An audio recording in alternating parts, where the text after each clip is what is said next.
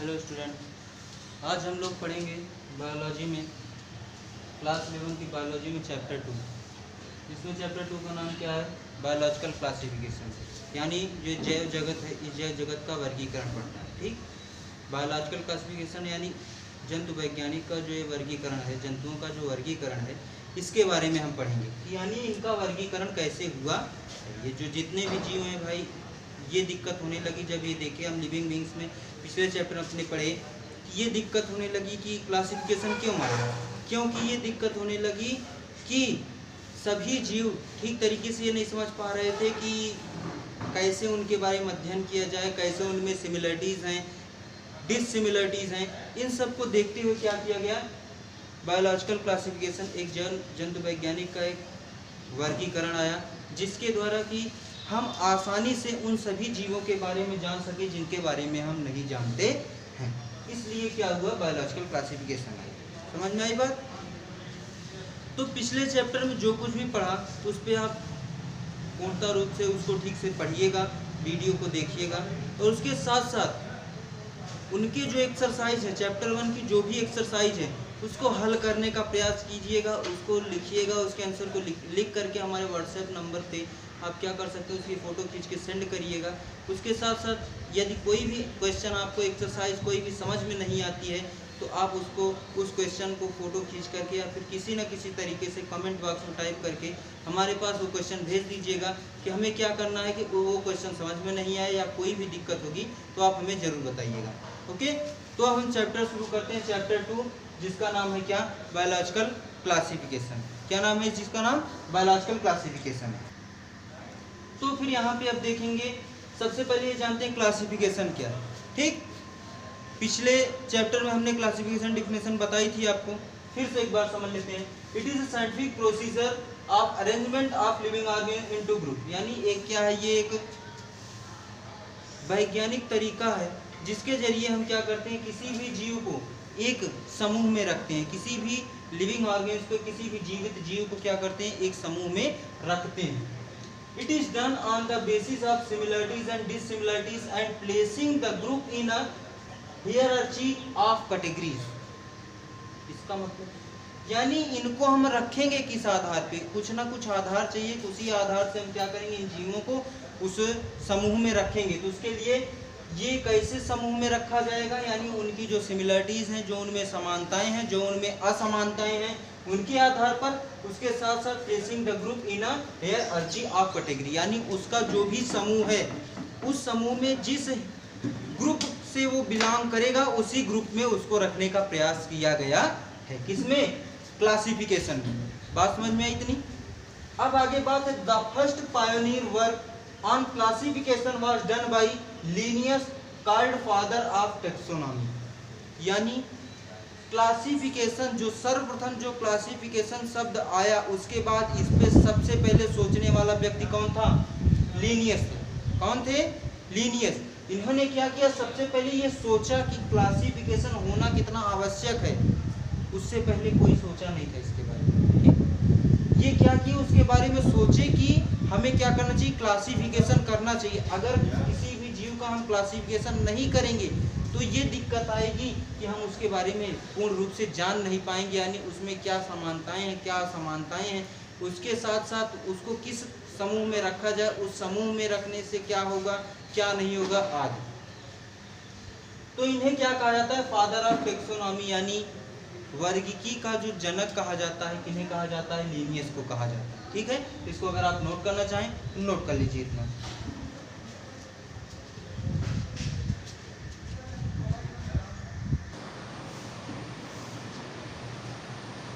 चलिए अब आगे हम ये देखते हैं कि जो सिस्टम, क्लासिफिकेशन का जो सिस्टम है वो क्या था। तो क्लासिफिकेशन 2 सिस्टम में थे, पहला आर्टिफिशियल सिस्टम, दूसरा नेचुरल सिस्टम। पहला कौन सा था? आर्टिफिशियल सिस्टम, दूसरा नेचुरल सिस्टम। नेचुरल सिस्टम का मतलब प्राकृतिक रूप से जो कुछ भी हुआ होगा इस सिस्टम में हुआ होगा। आर्टिफिशियल मतलब जिसमें कुछ हम अपने आधार पे कुछ बना के किए होंगे, this is called an artificial system. ठीक, in this system living organisms are grouped together according to their habitat and few morphological character। यानी जो आर्टिफिशियल सिस्टम था हमारा, उसमें क्या था कि इस सिस्टम में जितने भी जीवित ऑर्गेनिज्म थे, जितने भी लिविंग ऑर्गेनिज्म थे, उन सबको जिस समूह में रखा जाता था, उस समूह के का जो आधार था वो क्या था, हैबिट थी, उनकी आदत, हैबिटेट, यानी वो किस आवास में रह रहे हैं, कैसे रह रहे हैं, एंड फ्यू और कुछ उनकी जो मार्फोलॉजिकल करेक्टर थे, उसके आधार पर उनको रखा गया इसमें आर्टिफिशियल सिस्टम में। Okay, Linnaeus classified flowering plant on the basis of numerical relation of floral part in his book Genera Plantarum and Species Plantarum. This is known as sexual system of classification. यानी उस artificial system का जो दूसरा point था वो ये था कि लीनियस जो थे वही सबसे पहले इस क्लासिफिकेशन के बारे में सोचा था। जैसे कि हम पिछले बात भी कर चुके हैं कि इन्हें फादर ऑफ टेक्सोनॉमी कहा जाता है। क्यों कहा जाता है? क्योंकि इन्होंने ही सर्वप्रथम इस पे सोचने का प्रयास किया था। ओके, तो लीनियस ने क्या किया, जो भी फ्लावरिंग प्लांट यानी जो भी ऐसे पौधे जो कि पुष्प, जिनमें पुष्प लगते थे, जिनमें फूल लगते थे, उनमें थोड़ा अध्ययन किया, उनके ऊपर थोड़ा अध्ययन किया। और अध्ययन क्या किया, on the basis of numerical relation of floral part, यानी उनका जो पुष्पी भाग था, जो उनका पुष्पी भाग था, उस भाग में उन्होंने क्या किया, उसमें कुछ नंबरिंग के आधार पे, यानी उनमें पेटल्स कितने होंगे, सेपल्स कितने होंगे, एंड्रोसियम कितना होगा, गाइनोसियम कितना होगा, हम आगे पढ़ेंगे। ओके, आप परेशान न होइए, आगे हम पढ़ेंगे इन सब के बारे में, क्या होता है, कैसे होता है। ओके, तो उसके आधार पर यानी उसकी संख्या कितनी होगी, इस तरीके से उन्होंने क्या किया, लीनियस ने उसका क्लासिफिकेशन करना शुरू किया। कैसे? संख्या के आधार पर। जैसे उन्होंने सोचा, जैसे हम एक एग्जांपल लेते हैं, मान लीजिए चाइना रोज है, ठीक, चाइना रोज में हम ये देखेंगे, यानी उसकी जो पंखुड़ियां हैं उसमें कितने 5 पेटल्स हैं, एक एग्जांपल ले रहे हैं, ठीक है, और 4 सेपल्स हैं। एंड्रोसियम 4 है, और जो गाइनोसियम है हमारा वो कितना है, वो है हमारा 2। एक एग्जांपल लिए, ठीक।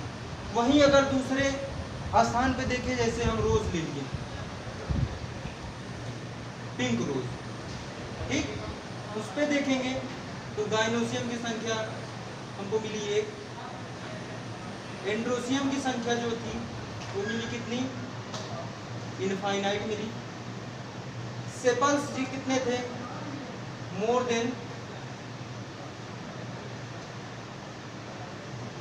Petals, sorry petals more than 15 and sepals 4।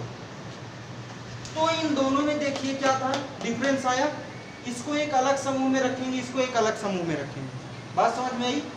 तो क्या था, इस सिस्टम में जो आर्टिफिशियल सिस्टम था उसमें क्या था, उसमें हम इस आधार पे एक एग्जांपल के रूप में हम ये समझे हैं कि इस आधार पे, भाई ये हम नहीं बताएं कि इसमें इतना ही होता है। ओके, हम एक उदाहरण लेके समझ रहे हैं, इतना याद रखिएगा। तो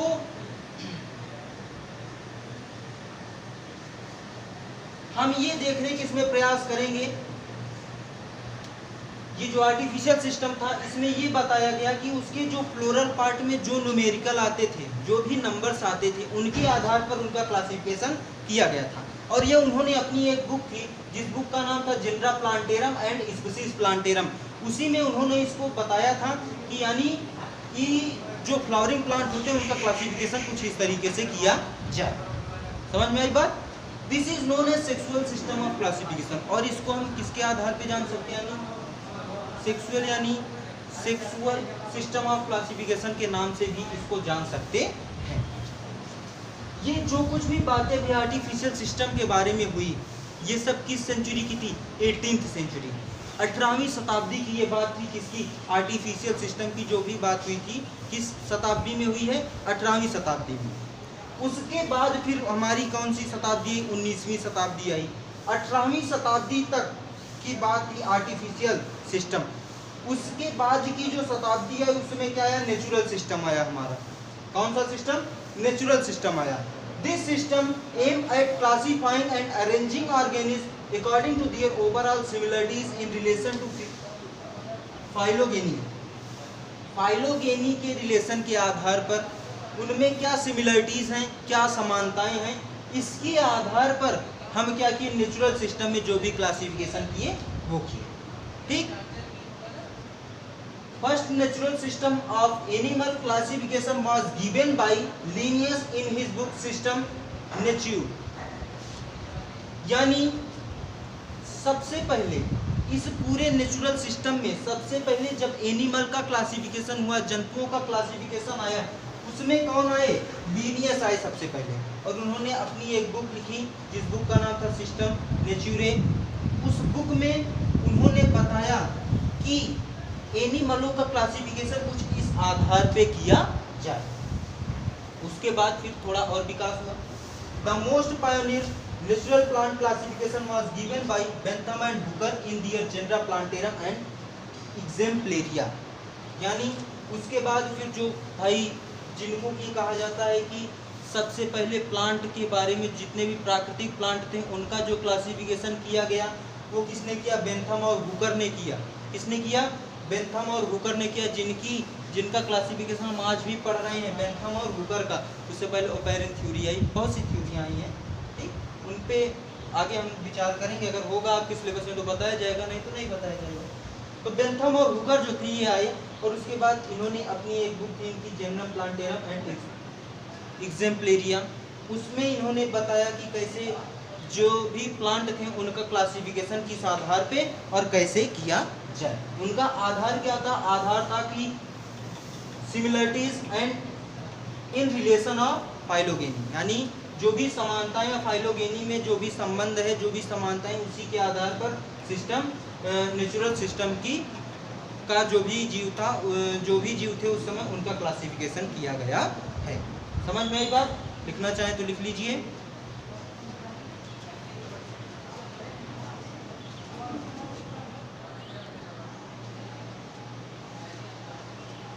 अब अपने बात को आगे बढ़ाते हैं और क्लासिफिकेशन ऑफ ऑर्गेनिज्म, जो भी जीव हैं, जो भी जीव थे उनका जो क्लासिफिकेशन हुआ वो कैसे हुआ।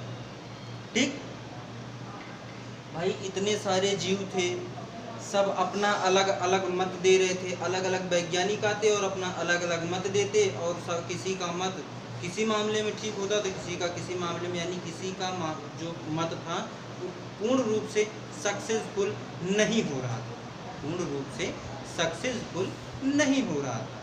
तो इसलिए क्या हुआ कि भाई सब में विचार होने लगा कि कैसे क्लासिफिकेशन किया जाए। तो सबसे पहले टू किंगडम क्लासिफिकेशन, दो जगत का क्लासिफिकेशन आया। फिर उसके बाद सोचा गया नहीं, दो जगत में नहीं ठीक पड़ा, तो उसमें कुछ चीज़ें थी जो छूट रही थी, तो क्या किया, थ्री किंगडम क्लासिफिकेशन लाई, वो भी सक्सेस नहीं हुआ। फोर किंगडम लाए, वो भी सक्सेस नहीं हुआ। फाइव किंगडम लाए, सक्सेस हुआ, ठीक है भाई। देखिए किंगडम तो क्लासिफिकेशन जो था वो सब सक्सेस हुआ, लेकिन क्या हुआ कि सब में कुछ ना कुछ कमियां रह जाती, कुछ ना कुछ कमियां सब में रह जाती।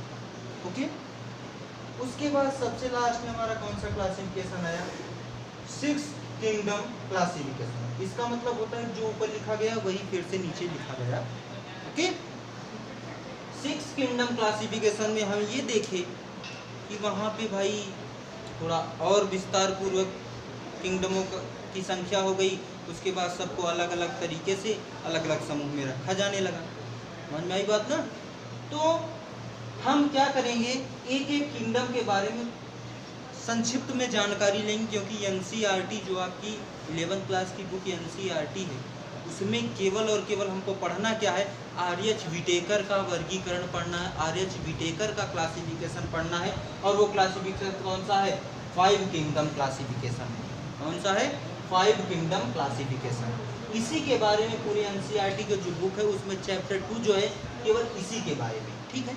लेकिन हम थोड़ा बाहर से और सब कुछ जान ले रहे हैं, इसलिए इतना जो कुछ ही बताया गया वो आपके सिलेबस में अभी नहीं था, ठीक है। 11th क्लास का जो सिलेबस कहता है वो केवल क्या कहता है, 5 किंगडम क्लासिफिकेशन पढ़ने के लिए, ठीक है ना। तो हम क्या करें, 2, 3, 4 और 6 इन सब के बारे में थोड़ा हल्की जानकारी ले लेते हैं क्या है, ठीक है। अगर नेम लिखना चाहें तो आप लिख लीजिए।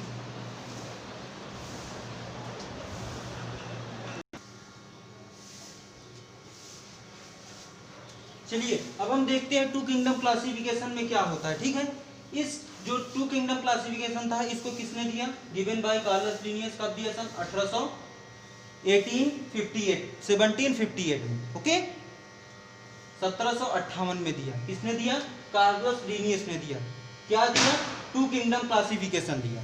ओके, उसके बाद डिवाइडेड इनटू टू किंगडम, इसको कितने भागों में, कितने जगत में विभाजित किया गया, दो जगत में। पहला क्या था, प्लांटी था, और दूसरा क्या था, एनिमिलिया था। पहला क्या था, प्लांटी यानी पौधों का जगत, वनस्पति जगत, और दूसरा क्या था, एनिमिलिया यानी इस जंतु का जगत। ठीक, Plantae include photosynthetic autotrophic organism, यानी जो प्लांटी किंगडम था उसमें कौन से जीव आते थे, जो कि क्या थे, फोटोसिंथेसिस थे, यानी जिनमें फोटोसिंथेसिस होता था, ऑटोट्रॉफिक होते थे, वे सारे जीव किसमें आते थे, प्लांटी में आते थे। Animalia include non photosynthesis heterotrophic organism, लेकिन एनिमिलिया में कौन कौन आते थे, वे जीव आते थे जो नॉन फोटोसिंथेसिस, जो फोटोसिंथेसिस नहीं करते थे, उसके साथ साथ हेटेरोट्रॉपिक ऑर्गेनिज्म हुआ करते थे। समझ में आई बात। तो टू किंगडम क्लासिफिकेशन आज आप लोग को हमें इतना अनुमान है कि आप लोग समझ चुके होंगे और अच्छे से समझे होंगे।